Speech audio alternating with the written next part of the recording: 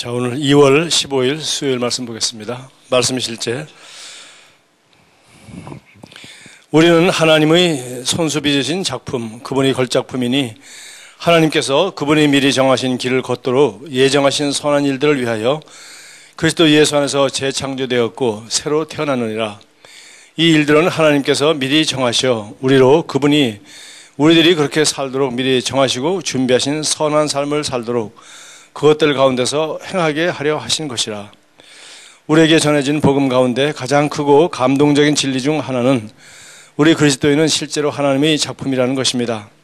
우리는 그분께서 손수 지으신 작품입니다. 당신은 탁월하게 창조된 그분의 걸작품입니다. 이 사실이 당신의 마음에 믿음을 불러일으켜서 당신으로 하여금 자신을 더욱 소중히 여기게 만들어야 합니다. 하나님께서 당신을 창조하셨으며 영원히 열매 맺고 결실하는 삶을 살도록 임명하신 것을 생각하면 겸손한 자라 해도 크게 함성을 지르지 않을 수 없을 것입니다. 하나님께서는 절대로 실패하지 않으십니다. 그분께서 당신을 낳으셨다는 것은 당신이 이미 성공자가 되었다는 의미입니다. 질병이나 가난이나 죽음이나 패배는 당신의 삶과 일치하지 않습니다. 그러한 것들은 당신의 영적 DNA에 포함되지 않습니다. 하나님께서는 그분의 영광을 위하여 당신을 지으셨습니다. 그러므로 당신의 인생은 그분의 이름을 찬양하고 영광 돌리기 위한 것입니다. 절대로 자신을 무시하지 마십시오. 당신은 하나님의 영광입니다. 당신이 어떤 일을 겪었든지 문제가 되지 않습니다. 오늘 당신에게 오는 그분의 말씀을 믿고 받으십시오. 당신을 그 말씀과 다르게 묘사하는 말은 어떤 것도 거부하고 부인하십시오. 하나님께서 당신을 부르시는 대로 자신을 부르십시오. 하나님께서는 당신을 건강하고 승리하고 매우 지적이고 번영하고 강건하고 영향력 있고 부유하게 해주셨습니다. 그러므로 이렇게 말하십시오. 그렇습니다. 주님, 당신께서 저에 대하여 말씀하시는 것이 진정한 저입니다. 저는 건강하고 승리하고 매우 지적이고 번영하고 강건하고 영향력 있고 부유합니다. 이것을 믿고 날마다 지속적으로 말하십시오. 누군가는 당신에게 건방지다고 말할지도 모르겠습니다. 그러나 크리스 목사님께서 항상 하시는 말씀처럼 계속 말하십시오. 말하는 것을 멈추지 마십시오.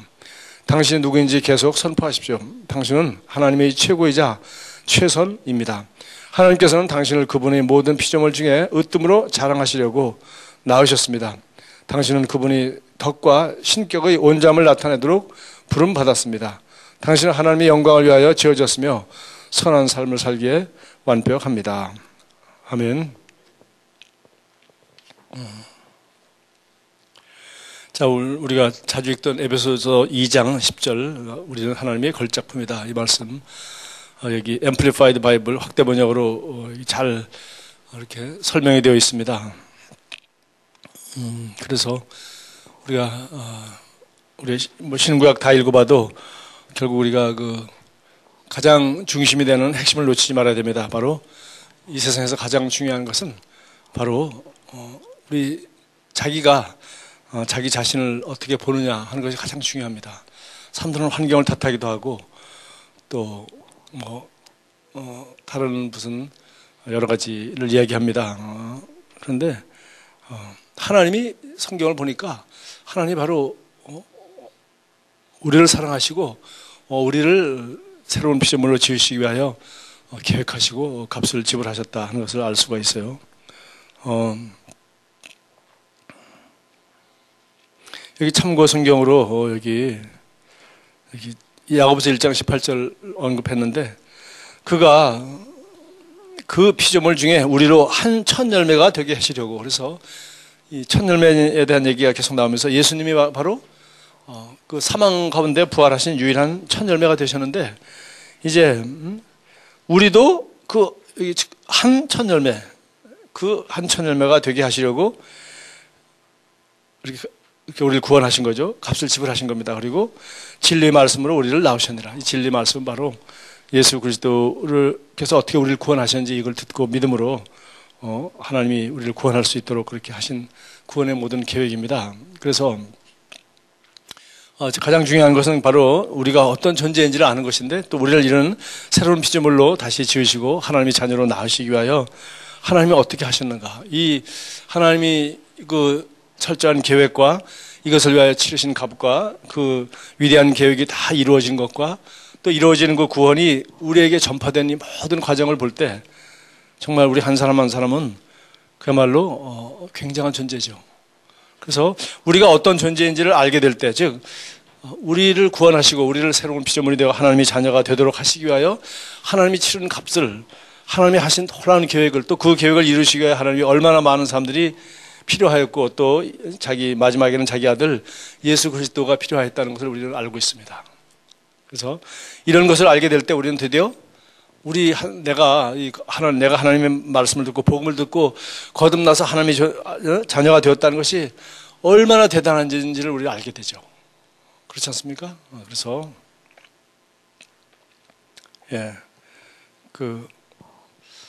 이제 요새 우리 한국의 상황도 마찬가지인 것 같아요. 나이가 드신 분들은 이 나라가 여기까지 오고 이런 민주주의와 이런 잘 사는 나라, 이런 자유가 있고 이만큼 지금 세계 10위 내외 되는 경제적인 부강한 나라가 되는 데까지 얼마나 어떤 값이 지불되었는지 나이 드신 분들은 자기 삶으로 그걸 경험하였습니다. 그리고 한국 역사를 잘 배우면은, 바로 배우면은 우리가 정말 얼마나 우리 조상들이 얼마나 비참한 삶들을 살았는지, 그리고 우리가 지금 누리고 있는 이 평화가 얼마나 또 위험한 평화인지, 그리고 얼마나 깨어지기 쉬운 건지, 이 모든 것들을 우리 역사적으로 알 수 있죠. 근데 이런 것을 공부하지 않으면 그냥 늘 불평불만밖에 없어요. 지금의 우리가 이런 경제적인 번영과 이런 민주적인 사회와 또 아직도 발전돼야 될 걸 많이 있죠. 불평이 있어야 발전이 있으니까. 그러나 그런 거 다 인정하지만은 계속 그렇게 부정적인만 바라본다면 오늘 우리가 누리고 있는 이 시대와 이 자유와 이 번영과 이 모든 것이 얼마나 귀한 건지를 모르는 거예요. 마찬가지입니다. 우리가 지금 신약 시대에 지금 이런 시대에 태어났습니다. 지금 그야말로 말세고 정말 하나님의 이 복음도 정말 점점 더 밝혀지고 그런 여러 가지 우리 좋은 거 알고 있는데, 우리가 이 정말 우리가 어떤 존재인지 이것을 잘 모른다면 우리는 지금 이 시대에 나에게 주어진 그 아름다운 삶, 그것은 바로 그냥 아름답고 행복하게 사는 게 전부가 아닙니다. 오늘 성경에 여기 말했습니다. 제일 먼저 우리는 그분이 빚으신 그분의 작품이요 그분이 걸작품이다. 그러니까 우리가 이 거듭난 하나님의 자녀가 되었다는 것이 엄청난 하나님이 정말 소원과 노력과 그런 엄청난 값을 지불하신 것이다.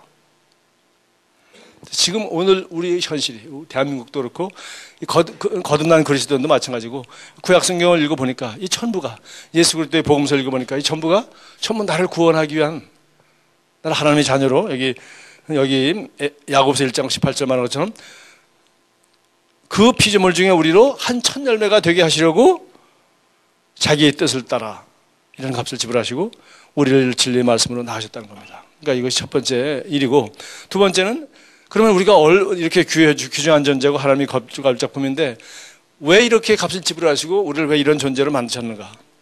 그건 거기 두 번째 설명이 되었어요. 우리가 어떤 존재인지, 우리를 구원하시기 위해 어떤 값을 지불하셨는지 성경은 이것을 끝없이 얘기하고 있습니다. 특별히 구약 성경은 전부 좀 그런 것이, 저는 이걸 가리켜 그냥 청사진이라고 하는데 설계도죠. 설계도가 거기 다 들어있습니다. 이런 건물을 짓기 위하여 이런 엄청난 설계도가 필요했다는 걸 알 수가 있어요. 그러나 그 목적은, 두 번째는 하나님께서 그분이 미리 정하신 길을 걷도록 예정하신 선한 일들을 위하여 우리를 창조했다는 겁니다. 그분이 우리를 위하여 예정하신 선한 삶, 그것이 있다는 겁니다. 우리 각 사람에게, 우리 DNA에 우리 각 사람이 태어난 시대와 이 모든 인격과 모든 성품 가운데 뭐가 있어요? 이미 내비게이션, 우리가 갈 목적지와 가장 바른 완벽한 길, 한 걸음도 실수하지 않고 갈 수 있는 완벽한 목표와 길이 다 여기 예정되어 있다는 것입니다. 그것은 그리스도 예수 안에서 이 일을 위하여 우리는 창조되었고 새로 태어났다고 말했어요. 이 일들은 하나님께서 미리 정하시어 우리로, 그분이 우리들이 그렇게 살도록 미리 정하시고 준비하신 그런 삶을 살도록 그 삶 가운데 행하게 하려 하십니다. 다시 말해서 이 내비게이션에 잘 나와 있는 대로 이렇게 살도록 하려 합니다. 그래서 여러분, 운전하면 한순간 실수하면 사고 치는 겁니다. 한순간. 나 지금 재미나요? 아주 어렸을 때 보라가 운전에 대한 얘기를 했어요. 그랬더니 운전은 참 쉬운 것 같대. 왜냐니까 그 길 따라 차가 간대. 가만히 보니까 아빠가 하는 게 없는 것 같거든. 하나도 안 보이거든. 아니, 차가 알아서 잘 가고 있단 말이야. 길 따라가는 게 아니라 조금씩만 움직여도 내가 모든 걸 조절하고 보고 다 하는데 그걸 내가 눈치를 못 채니까 시작하고 뭐 나올 때만 그렇지 그다음부터 큰 길 따라갈 때 보니까 운전 세상에 쉬운 거네. 가만히 있어도 차가 알아서 가네. 물론 내가 바퀴를 굴리지는 않습니다. 그러나 앞도 보고 좌도 보고 내비게이션을 따라 제 판단하면서 길이 있으니까 길을 보고 내가 하는 거죠. 네. 사실 어쩌면 인생도 그런 것이세요. 그래서 옳은 길이고 하나님이 기뻐하는 길이고 주님이 가라고 한 길. 그 자꾸 물어볼 필요도 없어요. 파란색 불이면은 내가 지금 바른 길에 들어섰고 초록색 라이트면 계속 가는 거죠. 스톱 사인마다 물어봐서 파란색 불마다 물어봐서 왼쪽으로 갈까요? 오른쪽으로 갈까요? 계속 가는 겁니다. 그러나 이 길이 바로 가는 길인지 모른다면은 파란불이라도 불안하죠. 왜? 엉뚱한 길로 지금 가고 있는 거 아니야? 엉뚱한 길로 가고 있는 거 아니야? 그래서 우리가 오늘도 날마다 정말 제가 여기서 지금 큐티를 강조하는데 날마다 우리는 날마다 바로 여기 그분이 우리들이 그렇게 살도록 미리 정하시고 준비하신 선한 삶을 바로 지금 내가 그 길로 가고 있는지를 날마다 지도로 확인하는 겁니다. 날마다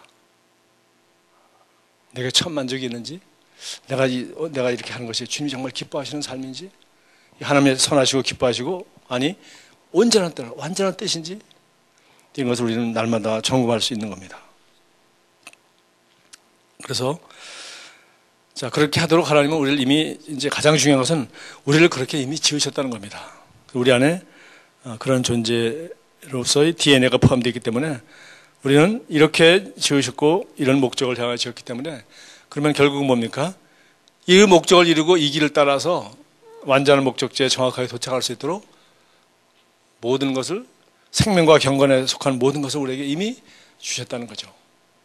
그것을 우리가 날마다 확신하는 것인데 그것을 여기 뭐 아주 대단한 단어들로 표현하는 것이 여기 베드로전서 2장 9절 이런 말이 아닌가 생각합니다. 너희는 택하신 족속이요. 여기 영어 성경에는 chosen generation이라고 했어요. 택하신 세대라 세대.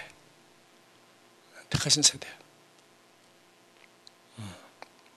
왕 같은 제사장들이요. 우리가 전부 다 우리가 왕적 권세를 가지고 우리 하나님이 우리를 보내신 그 나라에서 그 직업에서 그 영역에서 우리는 다스릴 사람이고 그리고 뿐만 아니라 제사장이요. 거기에 다른 죄인들을 구원하기 위하여 제사장은 죄인들을 대신해서 제사를 드린 사람 아니에요. 영혼을 구원하기 위한 사람이죠. 영혼 구원과 하나님 나라의 복음의 확장입니다. 이거 왕의 개념은 하나님 나라의 도래 뜻이 하늘에 이루어진 것 같이 땅에서 이루어지도록 하는 그런 일을 하는 것이 우리의 삶의 사명이고 그다음에는 제사장들 또 이 일을 통하여 나와 관계된 이 오이코스에 있는 모든 사람들을 내가 영혼을 구원하는 일 이것이 우리가 바로 그런 존재라는 겁니다. 뭐 그런 일 하라고 말하지 않았어요. 너희들은 그 일 하도록 이미 만들어졌다는 거예요. 자동차는 길에서 잘 달릴 수 있도록 잘 만들어져 있는 거예요. 속도를 내고 브레이크를 잡고 좌우 조향장치를 통해서 가고 싶은 곳에 갈 수 있도록 다 이미 만들어져 있다는 겁니다. 그리고 어디로 가야 될지 모르면 내비게이션에 다 최근 정보가 다 들어가 있다는 겁니다. 그리고 하나님이 사실 내비게이션 참 놀라운 거 아닙니까? 지금 하나님이 잘못했을 때 우리에게 지금 바로 위성방송에서 바로 우리를 지켜보고 바로 신호를 보여줄 수 있다는 겁니다. 우리가 성령님에서부터 우리가 날마다 하나님의 음성을 듣는 모든 면에서 우리가 이런 것들을 비교할 수가 있어요. 거룩한 나라요. 세상에 살지만 세상에 속한 자가 아니고 그의 소유가 된 백성이니 우리 것이 하나도 없죠. 주님께서 이 일을 하도록 우리를 사셨고 지으셨고 다 준비해 놓으셨다. 이렇게 한 이유는 뭐예요? 이는 너희를 어두운 데서 불러내어 그의 귀한 빛에 들어가게 하신 이의 아름다운 덕을 선포하게 하려 하십니다. 우리 삶이 바로 이런 아름다움의 열매의 극치가 되어야 되죠. 이런 걸 보여주지 않으면 아무도 예수 믿고 싶어 하지 않습니다. 예수 믿는 사람도 원하지 않습니다. 왜? 그를 너희들 이 귀한 빛 가운데 들어가서 사는 모습을 보여줘야 되죠. 귀한 빛 가운데 들어가게 하신 이의 아름다운 덕을. 내가 귀한 빛을 바라고 있지 않은데 귀한 빛 가운데 들어가게 하신 그분의 아름다운 덕에 대해서 관심이 있어요? 없죠. 예수 믿으면 저렇게 되는구나. 아무도 이 어둠을 원하지 않습니다. 아무도 이 불행을 원하지 않습니다. 아무도 이 즐겁지 않은 삶을 원하지 않습니다. 성경 말했습니다. 기이한 빛 가운데 들어가서 사는 사람이라. 우리가 기이한 빛 가운데, 자기들이 이해가 되지 않는 마블러스 라이트의 기이한 빛, 놀라운 빛. 그들은 그 길을 따라 행하고 그렇게 사랑하며 그런 목적을 가지고 살아간다. 세상의 사람들이 아니구나. 세상 정치인, 경제인, 세상에서 권세와 돈과 자기 유익만 쫓는 그런 사람들하고는 다르구나. 차원 높은 빛을 따라 살아가고 있고 그것을 누리고 있는 거죠. 그의 빛 가운데 기이한 빛에 들어온 우리를 어두운 데서 불러내요. 세상 가운데 살지만 세상의 어둠 가운데 살지 않는구나. 세상의 경제 시스템에 영향을 받지 않는구나. 어두운 데서 불러내요. 그의 기이한 빛에 들어가게 하신 분, 그분이 아름다운 덕을 선포하게 하려 하십니다. 그분의 아름다운 덕을 선포하게 하려 하십니다. 여러분 페이스북에 저는 그 엄영진 자매가 쓴 그걸 읽으면서 한 사람이 취직한 얘기입니다. 그러나 쉬운 얘기가 아니었어요. 여러 번 떨어졌고요. 그리고 이미 다 정해놓고 마지막 순간에 둘러리 쓴 경우 같은 느낌을 받은 것도 있어요. 아마 10중 8구 제가 확인 안 해봤으니까 아마 그럴 겁니다. 그렇죠. 한 사람 뽑는데 100명씩 오니까 우리 교회 청년들 아나운서 시험 보고 하는 것도 있는데 마지막 끝에 가서 마지막 4명까지 갖다 떨어지고 한단 말이에요. 그 100명, 200명을 뚫고 온 사람 그거 차이가 얼마나 겠어요. 어쨌든 간에 240명이 왔는데 그 한 명을 마지막 한 명으로 합격했습니다. 간증이 지금 페이스북에 지금 8번에 걸쳐서 올라오더라고요. 한두 개 빼는 거의 다 이렇게 뜬 거 다 봤어요. 잘 썼더라고요. 또 몸이 아파가지고 집에 누워 계시면서 계속 썼더라고요. 정확히 이겁니다. 그 가운데 계속 떨어지면서 자기가 하나님 앞에 어떻게 불평하고 어떻게 이렇게 고백하고 선포하고 하면서 어떻게 하나님이 어떻게 기도를 응답해 주시고 어떻게 합격을 시켰는가. 마지막 그 꿈속에서 꿈속에서 그 읽은 제가 쓴 편지 같다고 하는데 나타난 그 한 문장 그대로 딱 돼버렸어요.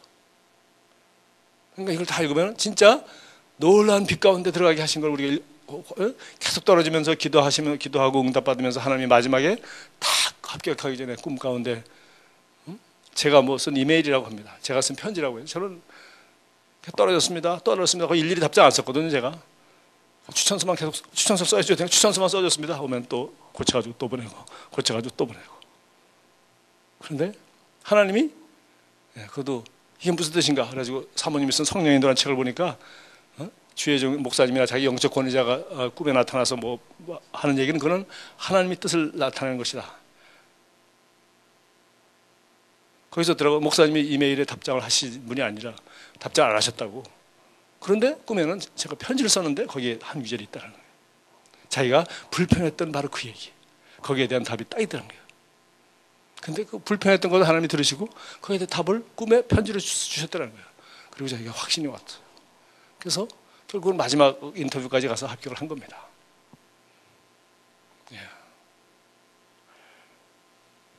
그래서 우리는 너희를 어두운 데서 불러내어 그의 기이한 빛에 들어가게 하신, 여러분의 취업 과정이든지 아니면 뭐든지 사람 공부를 하는 것이든지 뭘 하는 것인지 여러분이 기이한 빛에 들어가게 하신 이 아름다운 덕을 선포하도록 지금 네 혼자 열심히 해가지고 대성공을 이룬 다음에 무릎 딱 꿇고 꼴 하나 넣고 무릎 딱 꿇고 하나님께 영광 돌리자 그렇게 꼴 세리머니 하라는 게 아닙니다. 그것도 좋은 거지만 기이한 빛에 들어가게 하실 수 있도록 주님이 우리를 다 도와주신다는 거예요.